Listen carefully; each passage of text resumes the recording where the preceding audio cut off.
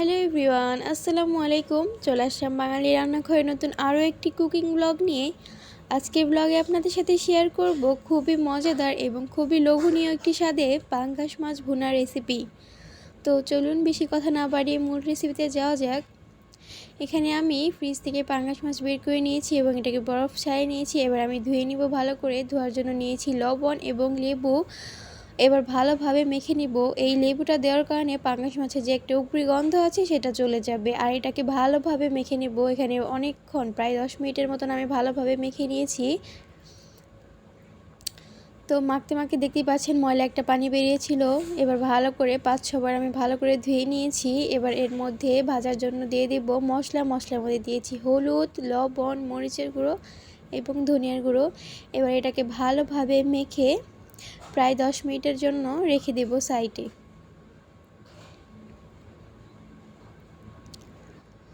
তো 10 মিনিট পর চলে আসলাম। এদিকে আমি চুলাটা জ্বালিয়ে কড়াইটা গরম করতে দিয়েছি। তো কড়াই আমার গরম হয়ে গেছে। এর মধ্যে দিয়ে দেব পরিমাপ মতো তেল। তেলটা আমি বেশি দিব না, কারণ পাঙ্গাস মাছ থেকে এমনিই অনেকটা তেল বের হবে পরে। তো তেল গরম হয়ে গেছে। এবার এর মধ্যে মাছটা দিয়ে দিলাম। তো পাঙ্গাস মাছ ভাজার সময় একটু সাবধানতা অবলম্বন করবেন। এই মাছটা কিন্তু প্রচুর পরিমাণে ছিটে শরীরে আসে। তো এভাবে উল্টে পাল্টে আমি ভেজে নিচ্ছি। এটাকে প্রায় অনেকটা মুচমুচে করেই ভেজে নেব। তো ওই তেলে এখন এর মধ্যে দিয়ে দেব পেঁয়াজ এবং রসুন কুচি। এখানে পেঁয়াজের পরিমাপটা দিয়েছি আমি 1 কাপ পরিমাণ, আপনারা বাড়িয়ে কমিয়ে দিতে পারেন। এবার এই পেঁয়াজকে ভালোভাবে ভেজে নেব। এবার এর মধ্যে দিয়ে দিব তেজপাতা আমি একটা নিয়েছি, 2 টুকরো করে দিয়েছি। এবার এর মধ্যে দিয়ে দিব আস্ত কিছু জিরা দিয়ে এবার ভালোভাবে নেড়েচেড়ে ভেজে নেব।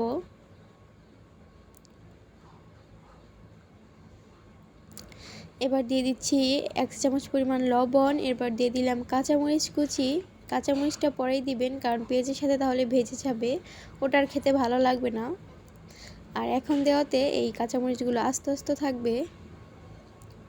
তো আরও কিছুক্ষণ নেড়ে চেড়ে ভেজে নিলাম। এবার এর মধ্যে মশলা অ্যাড করে দিব। মশলার মধ্যে দিলাম 1 চা চামচ হলুদের গুঁড়ো, 1 চা চামচ মরিচের গুঁড়ো, 1/2 চা চামচ জিরের গুঁড়ো এবং 1/2 চা চামচ ধনিয়ার গুঁড়ো। এবার এর মধ্যে পরিমাণ মতো পানি দিয়ে ভালোভাবে মশলাটাকে কষিয়ে নিব যতক্ষণ পর্যন্ত না তেল উপরে চলে আসছে মশলা থেকে। তো আমার মশলা কষানো হয়ে গেছে। এবার এর মধ্যে মাছগুলো দিয়ে দিব। এবার একটু ভালোভাবে নেড়ে চেড়ে দিচ্ছি।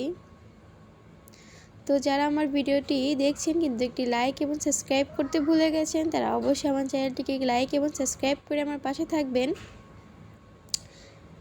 এই চ্যানেলে আমি নিত্যদিন বিভিন্ন রান্নার রেসিপি শেয়ার করে থাকি। আপনাদের যদি কোনো রেসিপি দরকার হয় অবশ্যই আমাকে কমেন্ট করে জানাবেন, আশা করি দেওয়ার চেষ্টা করব।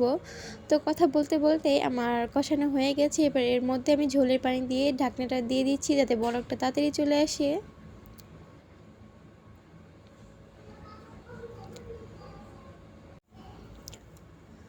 তো বলক চলে এসেছে। এবার আর ঢাকনা দিব না, এভাবেই বেশ কিছুক্ষণ জাল করে নিব।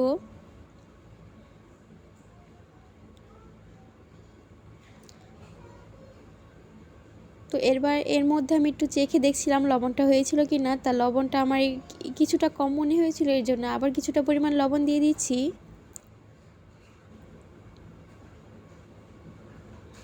তো এভাবে বেশ কিছুক্ষণ জাল করার পরে পানিটা যখন শুকিয়ে আসবে এবং তেলটা উপরে চলে আসবে, এবার এর মধ্যে দিয়ে দেব ধনিয়া পাতা এবং পেঁয়াজের কলি। এই ধনিয়া পাতা এবং পেঁয়াজের কলি দেওয়ার কারণে পাঙ্গাস মাছের যে গন্ধটা সেটা একেবারেই পুরোপুরিভাবে চলে যাবে। তো ধনিয়া পাতা দিয়ে আর বেশিক্ষণ জাল করবো না, একটু নাড়াচাড়া করে মিশিয়ে এবার সুন্দর করে গ্যাসটা অফ করে নামিয়ে নিব। তো গ্যাসটা অফ করে সুন্দর করে এবার বাটিতে নামিয়ে নিয়েছি। তো দেখতেই পাচ্ছেন দেখতে কতটা সুন্দর হয়েছিল, কতটা লোভনীয় হয়েছিল, বা খেতেও কিন্তু বেশ মজাদার হয়েছিল। তো যারা পাঙ্গাস মাছ খেতে পছন্দ করে না তাদের একবার এইভাবে রান্না করে খাওয়াই দেখবেন, তারা পাঙ্গাস মাছের প্রেমে পড়ে যাবে। তো আর যারা পাঙ্গাস মাছ খেতে পছন্দ করেন অবশ্যই আমাকে কমেন্ট করে জানাবেন যে রেসিপিটি কেমন হয়েছিল।